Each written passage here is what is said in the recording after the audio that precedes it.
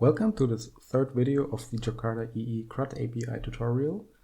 In this section I will cover the read part of our CRUD API. So we will provide two endpoints actually, one to retrieve all our persons and one to retrieve a person by its ID.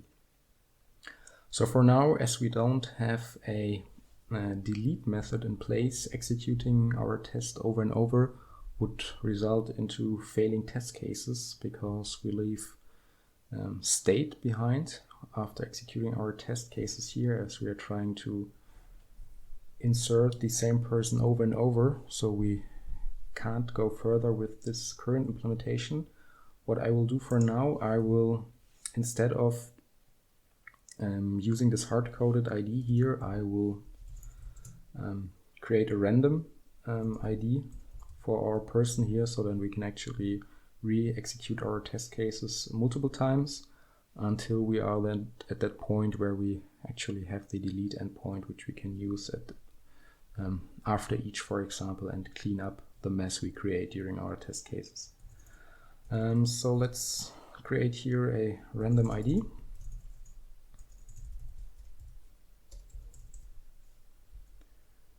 Next long.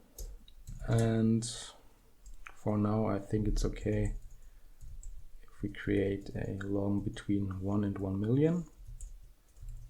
And we can then use this random ID here.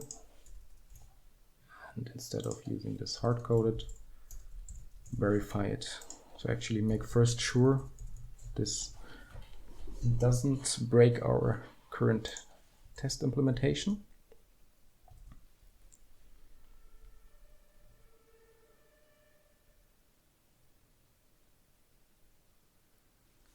So the Liberty is now up and running. Let's hit enter to execute the test cases. And it's green. So we created now here a person with this big ID number. And when I hit enter again, I think the chance to get exactly the same ID is very low. So for now it's okay. But once we have our delete endpoint, we can then actually use it to clean up the state we leave behind after each test, but for now this is okay. So let's now focus on the read part. We can actually use this should create new person test class here to make sure once we create the person we can actually query for it. Let's start with the skeleton of our new endpoint. It will be a get endpoint. It will contain our path variable, which is the ID of the person we want to query for. Let's call this get person by ID, and within here we can now access the ID which is passed to the endpoint. And for now let's just return a null here, and within our test case we can now write an assertion that we try to query for the person we just created, and that the content of the response should not be null. It should at least contain some content, or it should be serializable to a person. Let's call this person by ID. We can use our person's endpoint here and now use our new skeleton method here, get person by ID. Here we have to pass the random ID, and we can now write assertion on this.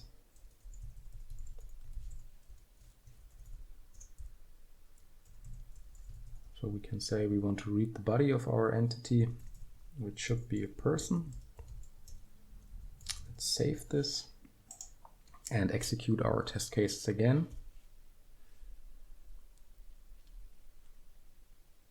And this now fails because there is a response processing issue, because it can't deserialize the JSON we get into a proper person class, because there is an empty person returned from our API. So now what we can do is implement the method. One thing we might want to do is, if someone queries for a person which is not present in the database, we want to return 404. So we can first make sure the person the user asked for is actually present in the database. For this, let's first query for it. We can use the entity manager, which provides a find method where we can pass the primary key of our entity. And if this is null in the case of a user requests a person which is not present in the database, we can return a response with the status of not found. And if the person is present, we can actually return the person as part of the response body. And once we save this, and now actually again execute our integration test while hitting enter, it's now green as it can properly read again the person we created. For the second read endpoint, which returns all of our users, I won't create a test here, as it's with the current setup it's not deterministic, so we can't actually verify when we execute the test case how much persons are in the database, as we don't have the delete method yet. So we'll just implement it for now and show you how it works. So for this, we'll add a new get endpoint, which will return again a response from JAX-RS, and this is called get all persons. And there is nothing passed from the client to this method, so we will just request /resources /persons, and you will get the result of our database. And for this, we want maybe to write a named query. So we can say entity manager create named query. The named query will be named find all.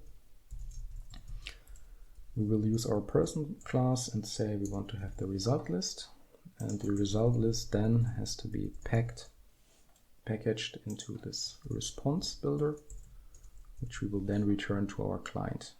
So we now have to implement or add this named query on our entity. For this, switch to the entity and add a named query here. Can give it first a name, called it person.findAll. And the query will be rather simple.